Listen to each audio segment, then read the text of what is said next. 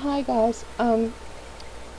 This is some local news that I wanted to bring up because it's very, um, well, I would say very important as to what I need to discuss here shortly. Because some of the stories that I've found uh, are actually local stories, but they are connected with what is happening uh, basically in the world and what's happening with this new world order and with Bible prophecy and all that. So it's an exciting time that um, something locally has happened. It's not a good thing, but it's something that I would like to report on. And with the massiveness of this storm, it's made me kind of suspicious that this is not like a normal storm that hits West Virginia. But it did hit our area, but we're doing fine. The only thing that I lost was a canopy that was over my chicken's pen.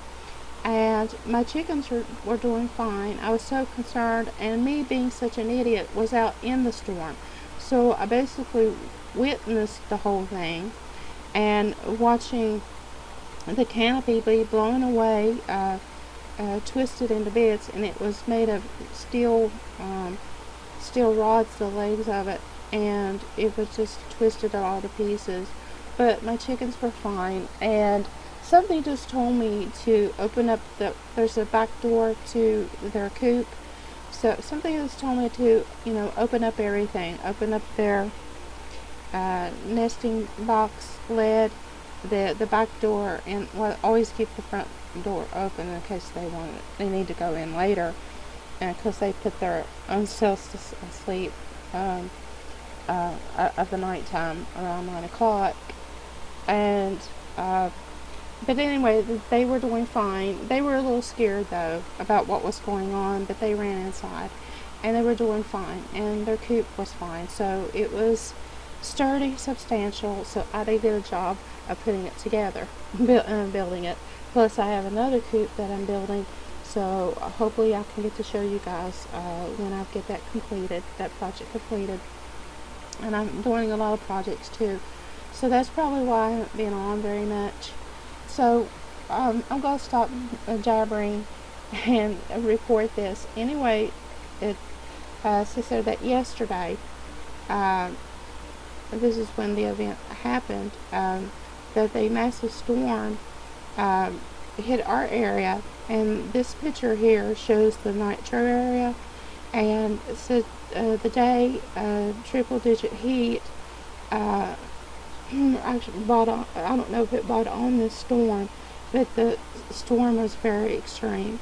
As to the winds, like I said, when I was outside witnessing it, I thought, oh my gosh, am I going to be caught in a tornado type wind? Because the wind was very fierce. It even pulled up some shrubs, some trees, and I was kind of worried about the trees going to be, falling over, because we have trees around our property.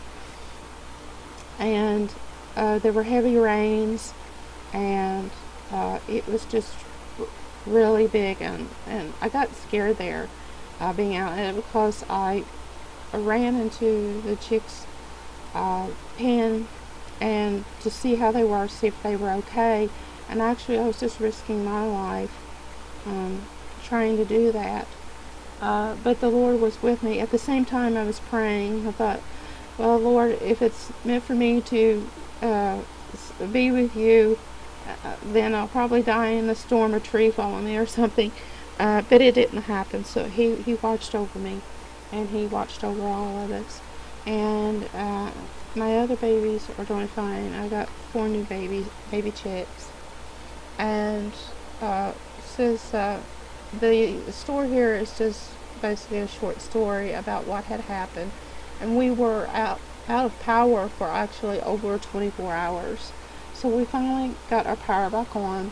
And it also makes you think too about when you go through something like that and you lose electricity or any type of utilities. It's in case of any event, any event, um, if it's a storm or some other type of catastrophe that would happen, in this day and time, anything could happen to where if we did lose utilities, and not get them back, like what if they never come back? Then it makes you think too. You go into a survival mode, and you have to know what you need to do in any case of trying to get light to see by. If you need heat for cooking, that sort of thing, and water is very important. You most always have to have water, and I can't stress that enough. But basically, we've done fine. There's in some states though where it had hit in Virginia, Maryland, the DC area also, because it hit over an 800-mile span, and that's a pretty big storm. And it has, took some lives, and my condolences go out to those families who have lost loved ones in that storm. In the county, Kanawha County, West Virginia, 72,000 homes and businesses were, while out of a total of 104 customers were left without electricity. That's how many that were affected. So that was a pretty big storm, and it did uproot trees, and there were down power lines. That's why it caused the loss of electricity, and it blocked roads.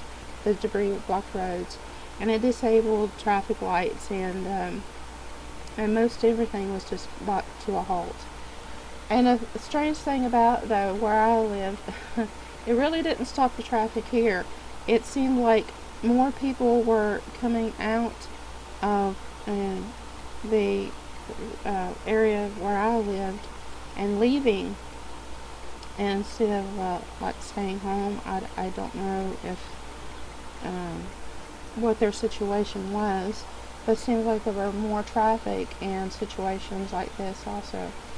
The wind gusts hit up to 78 miles per hour that was recorded at Charleston Jaeger Airport on Friday, causing a single-engine Cessna 152 to flip over on the terminal runway. And at a nearby general aviation hangar, several large hangar doors were blown from the hinges and across the parking apron, coming to a rest more than 100 feet away. So where I was at, I was pretty lucky compared to, what did happen.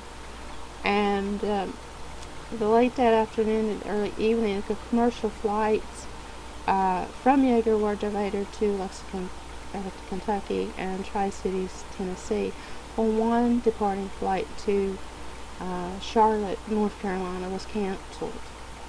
Dozens of uprooted trees and several down power lines blocked Coonskin Drive, trapping hundreds of people attending a West Virginia Chaos soccer game at the Park's Schönenbaum Stadium were trying to escape the Friday's 102-degree heat in the shady Riverside Park. And the heat index went up to 105. I believe that was 105. And yeah, that was pretty hot. I can tell you, it was really hot here. And when the storm did come, now the funny thing about it too, I asked the Lord, I said, could you send a little bit of rain, Lord? Because my garden needed it and all. Well, it's kind of funny because not only did he send the rain, but there was this giant wind that came after it, and I thought, and then I said later, well, Lord, I just asked for a little rain. So it was just something, just a little news between me and the Lord. I just thought I'd bring that up. But I do give thanks to Him for watching after us over the storm, because like I said, it was scary at first, but everything turned out to be fine. Like I said, we only lost a canopy, over that covered my chicken's pen, and they're doing fine. The West Virginia National Guard security personnel guided a long convoy of cars trapped in the park onto the runway adjacent to the airlift wing, and then onto the Yeager Airport's general aviation area. From there, the convoy passed through a security gate and followed the airport's access road down to the interstate here at 114 in Greenbrier Street. And there's another page, but I'm not going to read it all, so I'll just leave a link to it. I think that was it. Yeah, it just makes a comment on the temperatures, the high temperatures that are occurring. And today is another hot one, but it doesn't seem as hot as it was yesterday, because after the storm it kind of cooled down just a bit, since we didn't have any air conditioning. I was kind of worried, if it would get really hot during the night, but it wasn't too bad. It kind of cooled down a little bit. And my baby chicks, they were kind of afraid of the dark, so I had like a little night light for them. It looks like a little old-fashioned candle, one of those little lamps, and I put it down in their little nursery, in their little tub, and it was so cute because they looked like, when they sit around it, they looked like they were sitting down at a campfire, and they were looking at the warm glow, and I thought that was so cute. So they were happy, and they got quiet, and I think that calmed them down too. So yeah, we're doing fine. And this also, there's from the Calgary Herald, thanks for Mary Greeley for this, because she mentioned that from Washington, that also mentioned West Virginia, that Governor here early Tomlin declared a state of emergency after more than 500,000 customers in 27 counties were left without power due to the storm. And more than 800,000 people were without power in Virginia as well. So it did hit quite a wide area.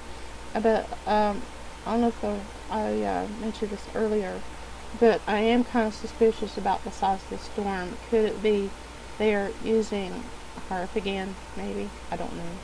I just thought I'd mention that. But yeah, we're going to have these huge storms, guys. Whether they're man-made or by freak of nature.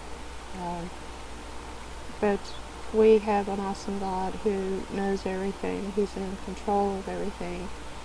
And He watches over those who love Him. And He does love us all. And if you don't know Jesus Christ, please come to Him today, because we're not guaranteed another tomorrow. Because you see by the headlines it said the storm kills one, and it may only kill one, but it could have been, a lot of people. So, it was just a blessing, that many were spared at this time. And so if you don't know Jesus Christ, please get to know Him today. We're not guaranteed another tomorrow. And I don't know if I repeated that. I'm sorry if I repeated that. But it is important that I say that. But I am towards the end, so I'll end it here. And I'll tell you guys till next time. I've got more to report on, and I'll talk to you guys pretty soon. Okay, bye-bye now.